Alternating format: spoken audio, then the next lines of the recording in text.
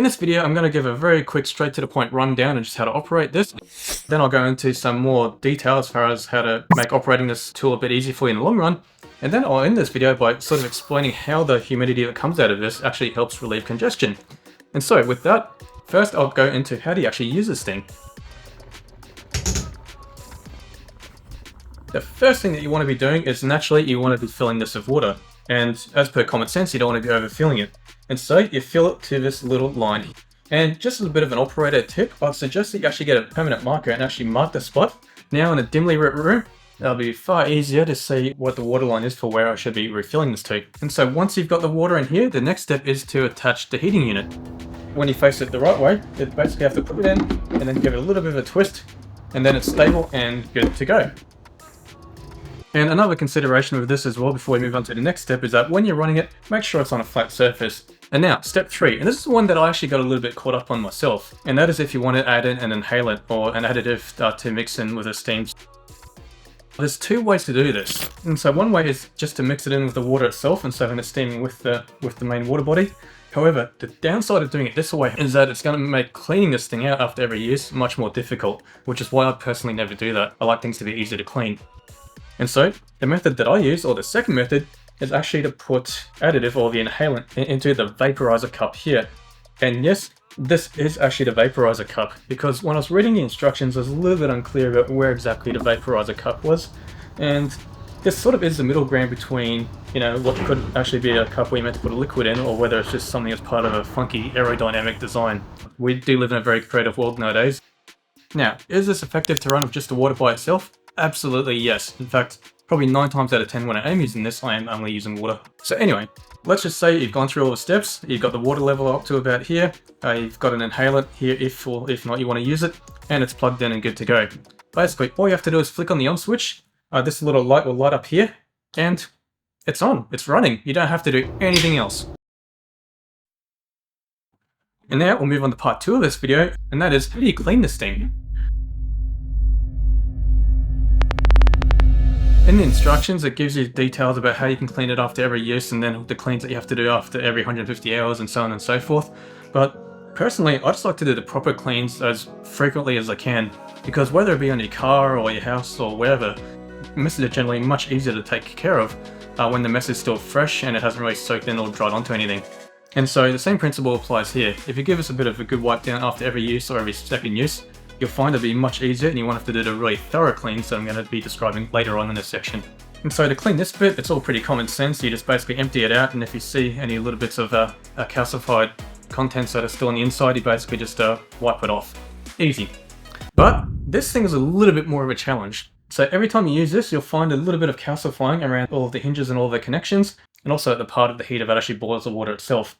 So the first time you open this, it is going to be very hard and awkward, and it's going to feel like they're actually breaking it. And it's in my mind, this is a component of the device that isn't designed that well. But I found a very easy way to open it, and that's to either use a bread knife or a flathead screwdriver. You basically just put it in like so, and then pry it open. So I'll just do that again. So if you try to open it, it's hard, it's awkward, you can't try and press it in, it's just a nightmare. However, you put a flathead screwdriver or a bread knife in here, and then sort of pop that out, and then boom, easy. If you run this several times and you don't clean it, you'll find that a lot of calcium buildup will come here. And if you leave it for long enough, you'll probably need a vinegar rag to actually get this off. However, if you do it after every use or every second use, you'll find that just a bit of a quick wipe of water would actually be able to take care of all the mess. And also just put it under the tap for a little bit. But what if you're in a situation where you have used this for about a month and you didn't know how you could open this, and now you're only discovering this issue and it's all gunky and dirty on the inside? What are your options? Well, now I'll take you to the official method for cleaning this out. And that is that you close all of this up, you fill this with a bit of a mixture of vinegar and water, and you let it run for some duration just to loosen up all the calcium. And then after letting all the vinegar run through all the calcium, you let it cool down, then you should be able to wipe everything off. And so the manual recommends that you do one of these types of cleans after every 150 hours of use. And to put that into a term that's easier to understand, if you've been using it every night for about 2 weeks, that's roughly about 150 hours. It's totally a personal choice whether you do this every 2 weeks and run vinegar through it, or whether you just open it every second day and give it a quick water rinse. Now both methods are fine. Now I'll move on to the next section of this video, and that is extra operating tips. And so a big warning about this that is both common sense and it's also in the manual is not to overuse it. And when I say overuse it, the danger being is that you're going to create an environment where mold seems to thrive. And so personally for this, I'd run this every night. And then during the day, I actually open up all the windows and let the room air out. And now to another operating tip. With the water filled all the way to the max, it should theoretically last for about 12 to 14 hours, give or take, with the margin of error for the environment and things like that. Now, let's just say for whatever reason you want to refill it in the middle of the night. What you may find will happen is that if you refill it and then turn it off and on again very quickly, this light will come on for about 5 seconds and then it'll just turn itself off again. And so what has happened here is that when you've turned it off and on again so quickly, the heating unit still thinks that it's depleted or its water supply. And so what you need to do in this situation is just to actually unplug it, let it sit off for about 2 minutes, and then plug it back in, power it back up, and then you'll find it'll be operating as per normal. You basically have reset the heating unit. And the last little tip that I have to provide to you in regards to my personal experience of operating with this is that when I purchased this, I was aware that it humidifies a room by basically boiling small amounts of water. And so you'd think in theory that that would actually make the ambient air temperature much hotter as well. But unfortunately, this isn't really the case. You can only really rely on this to make the air in the room more humid. If you want to create like a nice warm summer's environment, you'd have to turn on the heater as well as running this in order to create that nice tropical feel.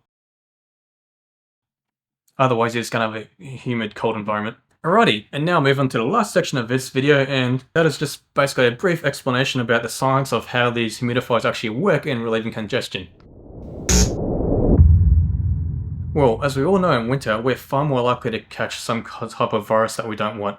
And this causes a bit of an infection in both our nasal passage and our sinus. What generally happens in winter is that we're walking in and out of environments that are heated. And generally speaking, heaters tend to dry the air supply.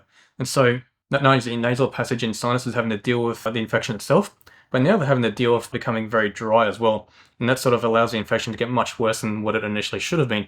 Where these vaporizers or humidifiers come in is that they actually come in and actually reintroduce moisture into the environment. And this will actually loosen up a lot of the congestion that is in there. And now what about for the product known as the Vapor Steam that you can put into the vaporizer cup here? How does this actually work? Well, technically speaking, this actually doesn't really do anything. This actually just makes the person suffering from a nasal congestion just to feel a little bit better. But as far as addressing the root cause of the congestion, it actually does nothing. And so that's why it's not really a big deal if you operate this without using the Vapor Steam. And so if you're watching this, you're obviously in a situation where your little one or yourself is sick, and you'd probably be keen for some extra additional tips that you can do outside of operating this product here. And so another couple of things that you can do as well is you can get saline nasal spray, where you can basically spray it up the nostrils and it actually sort of pulls apart all the congestion and makes it all drip away. And another trick that you can do too is to have your little one or yourself sleeping in a bit of a slightly elevated position, and then that way all of the congestion will be sort of dripping down as well and not sort of getting in the way of the respiratory system. So I really hope this video answered the question of whatever you're thinking about in regards to this Vapor Steam, whether you're considering purchasing one or whether you're having trouble operating it. But if you feel like I've missed any important details, or if you've got any of your own interesting stories or any of your own interesting thoughts, please mention in the comments, as I love to hear from you guys, and I'm on a learning journey as well, and we can all learn from each other. Anyway, as per usual, thanks for watching, and I'll see you in the next video. Bye!